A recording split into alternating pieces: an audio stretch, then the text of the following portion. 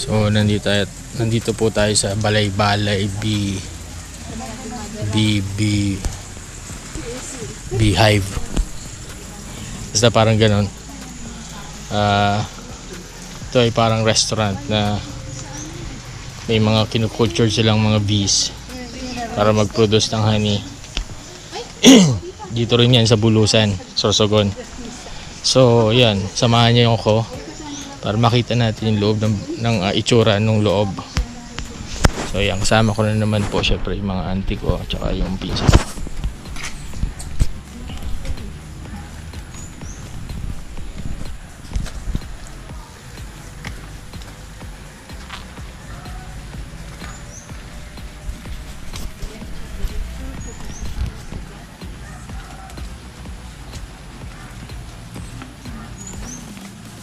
Ayan na yata yung bee. Asan? Ito. Ito pala ang bee house, oh. Mga bee house. Ayan. Ayan.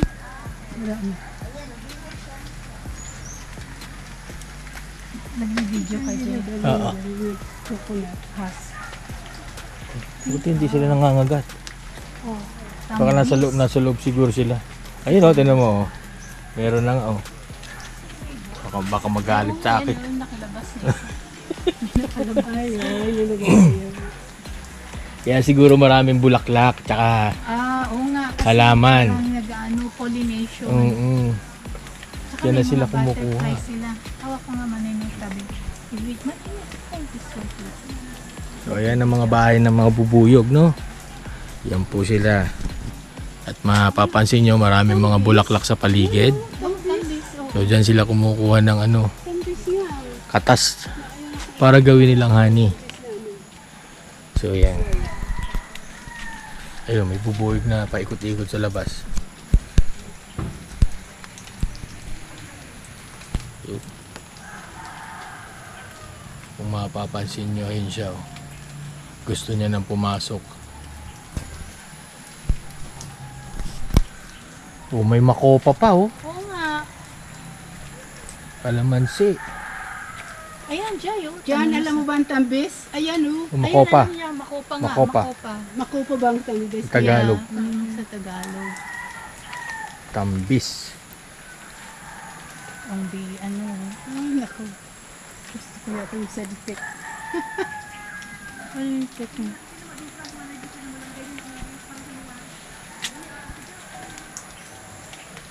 Oh my. Ay, ang dami ng ano. Oh. Itik sa baba yung ano, puno. Oo. Oh, ang dami. Daming bunga. Grabe. At saka iba yung unusual yung bunga niya. Tignan mo. Parang ang dami niya sa isang tangkay. Diba? Hitik na hitik. Para mga bulang. Maganda kasi yung lugar eh. Ito. Sa dulo. Maganda yung lugar niya. Sa dulo doon. Ayun, ayun. Kita nyo parang mga bula. I know, sa I know, ilalim. I know. Kita ko. Mga bee house niya. Lipstick plant.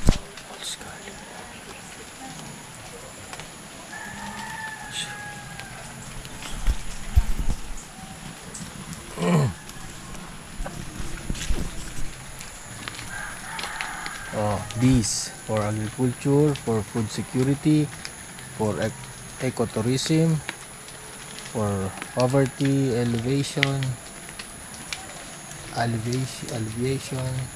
for wellness and beauty. Oh yan. Banaba. Oh yan, puno ng banaba. Oh ayan ang itsura. Kung sa mga hindi pa nakakaalam, ayan po ang itsura ng puno ng banaba.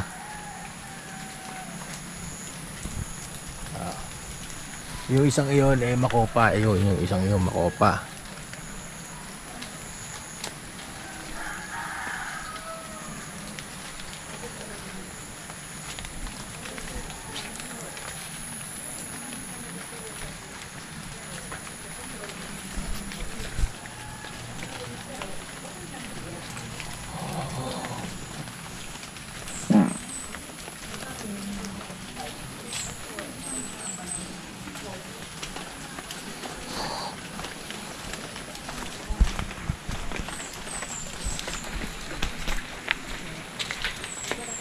Off limit. Off limit dun. Hindi tayo pwede pumasok.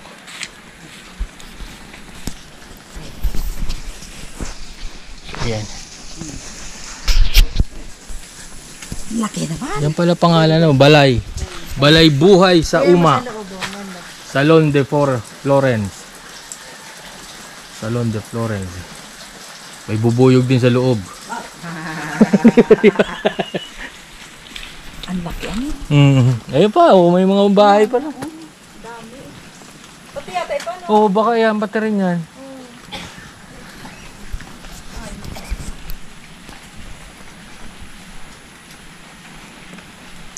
Ayun, ang ano, batis na sinasabi.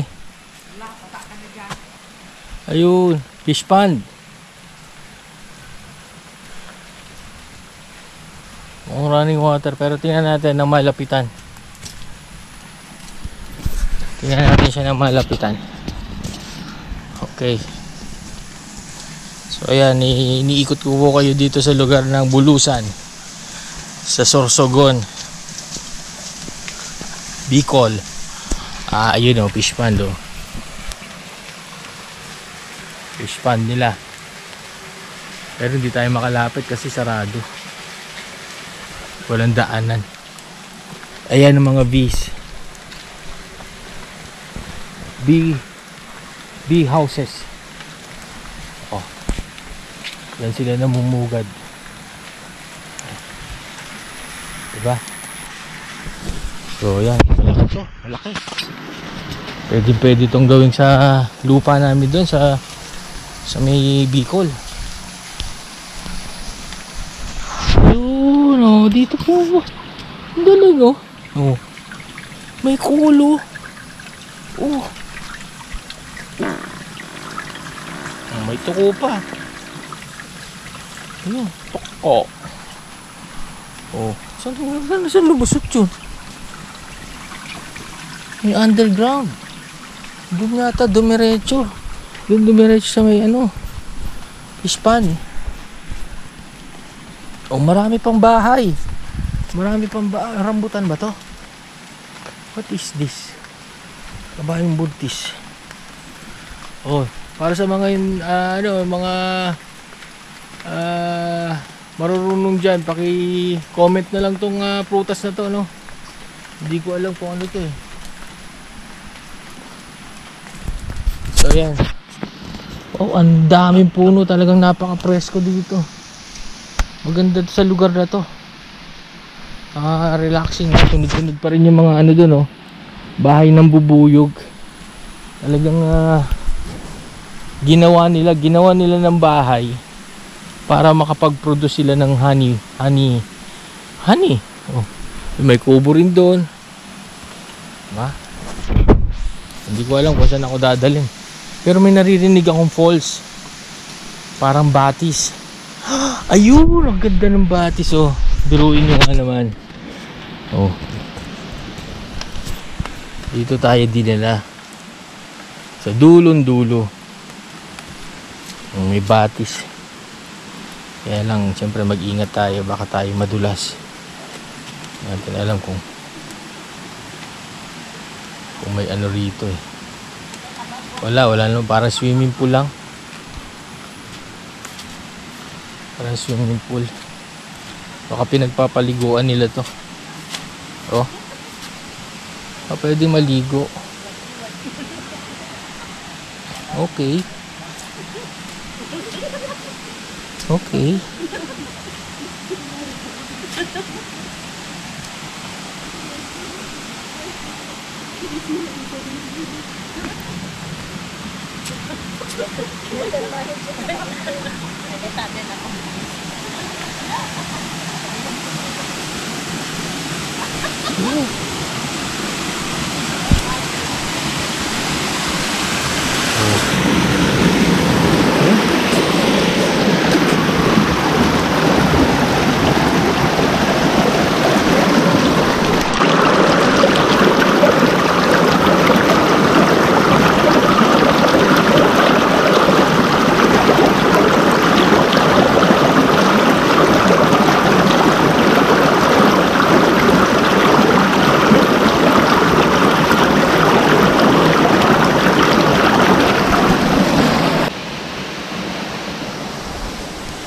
So yun, may batis nga doon. Dito naman yung mga cottages na kung sinong gusto mag-swimming. So yan, maraming cottages dito. Pang maraming tao o pang family. Yun, marami din doon mga beehives. So yan, nandito pa rin yung batis. Ang galing, no? Talagang yung batis, tuloy-tuloy, malakas ang tubig. Hindi ko alam kung hanggang saan ang hangganan, kung saan tumagos. So yan, ayan ang batis. Talagang ginawa nila ng daanan. Kasi puro bato, sementado na to eh, oh. So ito, ginawa na talaga to. Ginawa na tong batis para magkaroon sila ng tubig na supply papunta rin sa may swimming pool. Sa swimming pool ng mga batis. Basta may swimming pool doon, nakita nyo naman. So ayan, nandito pa rin yung farm ng bee farm. Sa mga beehive farm. Ayan. So ito, may batis pa rin dito. Marami mga suso. Palagay ko kinakain yan eh, yung pilipit na suso.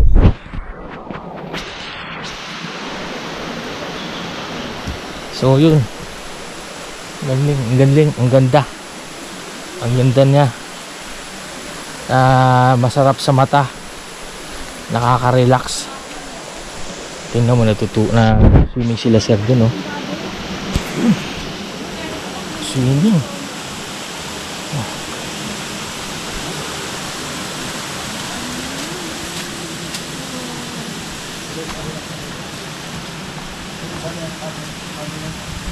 So ito yung malaking swimming pool, pero parang medyo madumi pa siya. Ayun ang tagusan ng tubig.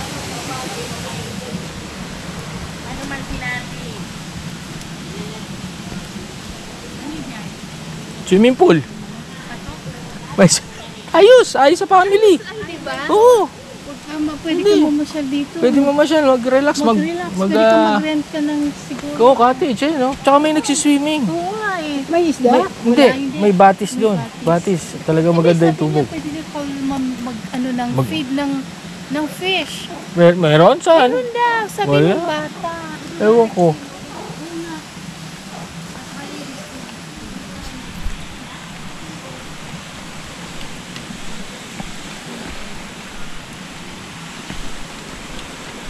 O baka dito yun, lagusan ng tubig.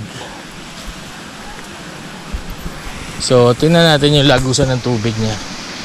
Kasi palagay ko rito, yun, talagang may butas siya dun.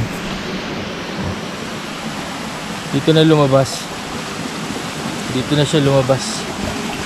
Ayun. Talagang ito, natural na to. Hindi na ginawa. May mga bato na. Ito, dito na lumabas yung mga tubig. Ayun, meron pa dong isa. Doon. Sa loob. Parang umikot siyang pa ganon. Ayun.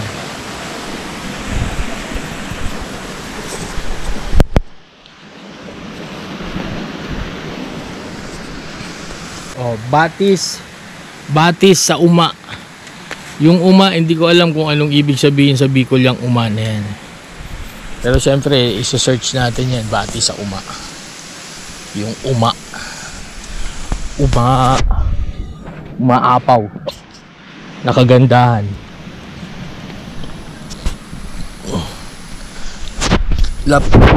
Lapiting. Cagayan. Ay, may puno na naman dito. Puno ng lapiting. Hindi ko alam kung ano yung klaseng puno niya. Lapiting. Lapiting, Cagayan. Origin from Cagayan. Siguro to. Okay.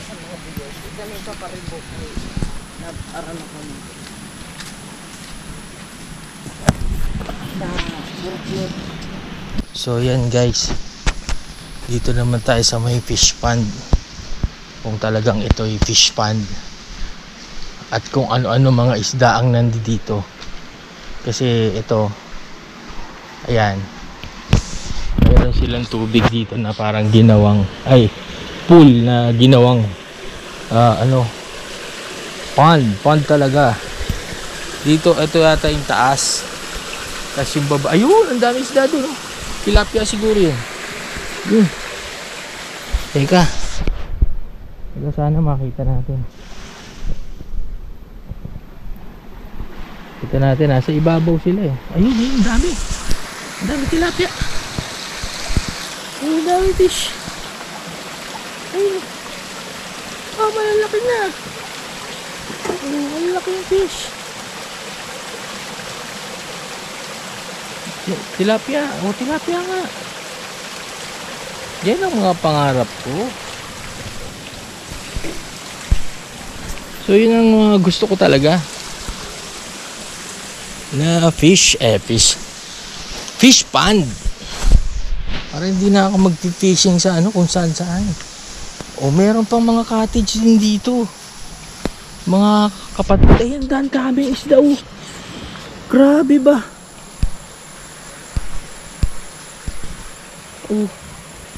Ang dami. Okay, tilapia ka kaya dito. Ang lalaki.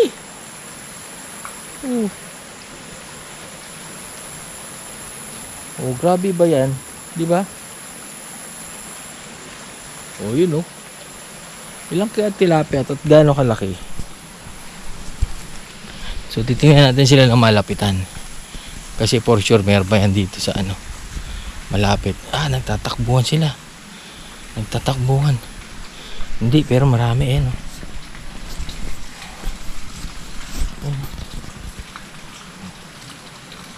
Hindi na makita, Ayun, dami. Naglalapitan sa akin. Alam niya. Meron pang malaki sa ilalim. Alam siguro nila, kakain sila. Hindi sila takot Hindi katulad sa wild. Talagang makikita nyo. Ito, tingnan sa lamin. Pag makita nyo. Ewan ko kung nakikita nyo siya. Dami yan. Apaw yan. Ang daming tilapia. Yun, ganyan dapat ang mangyari dun sa sa lupa ko sa may baylin. Maski maliit lang. Yun, laki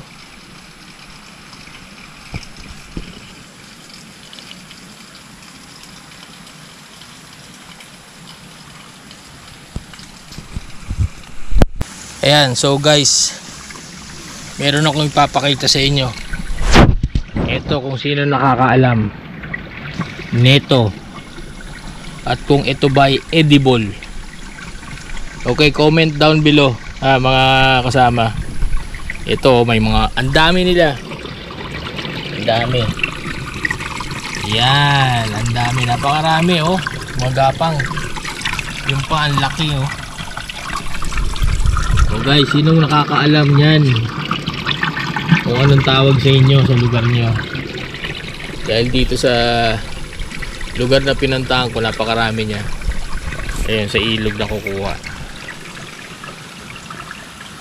So ayun, napakadami. Pila sila hanggang doon.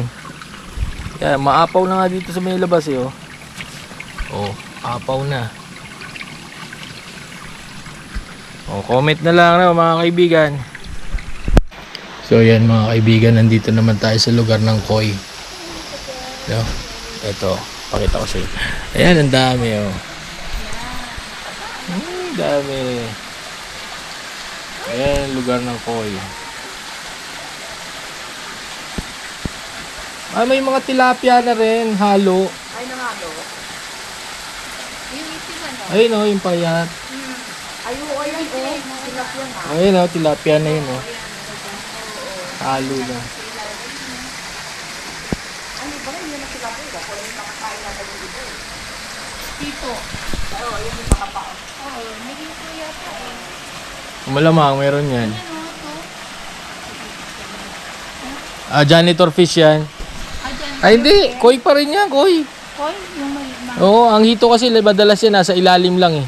Ah, Hindi siya lumalangoy. Ano lang sa ilalim lagi siya nag-ano. Eh, mga tilapia. Kasunod ng koy.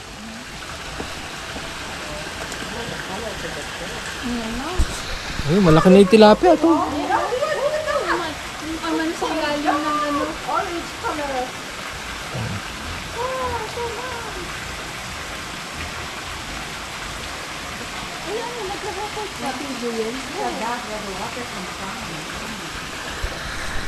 Ganda, oo nga.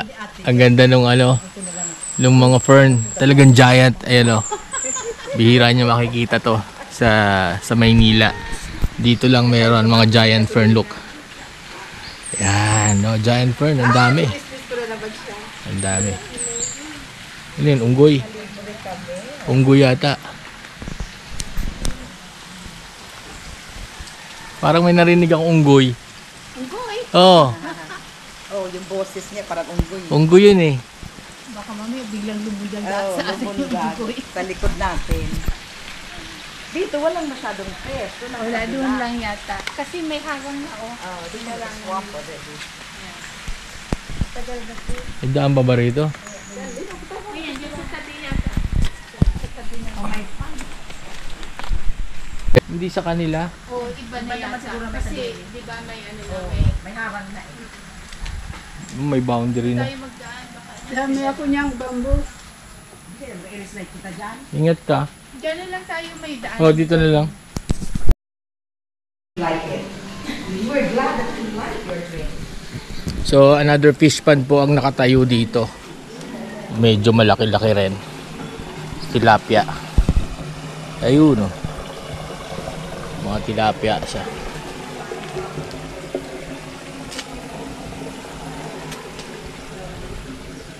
Ito, dami, oh.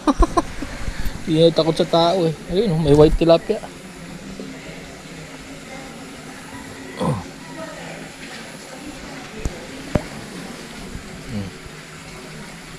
Diba?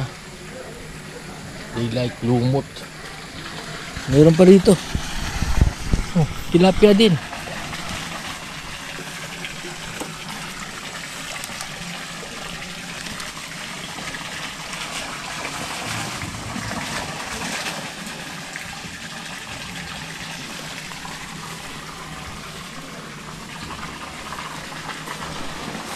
Dito siguro yung malalaki. Oo nga, malalaki. Malaking tilapia rito. Wahiwalay. Sana magkaroon din ako nito. Oh. So, kailangan ko ng sponsor. So, mga guys, kaibigan, baka gusto niya naman ako sponsoran. Meron naman ako mga lupain. So, yun. Para naman na matupad ko yung pangarap ko na magkaroon din ng fish pond. Siyempre, kung anong meron ako, di meron din siya yung mag-sponsor. Okay? So, yun. Hanggang dito na lang po ang aking vlog. Dito na po nagtatapos ang ating vlog na sa sa balay ni ano. Basta, balay B. Parang gano'n. Balay B. So, yan. Dito na po natatapos ang aking paglalakbay sa Bulusan, Sorsogon, Bicol. So, hanggang sa muli po, ito po ang inyong Kuya J, ang Matampogi. Alright.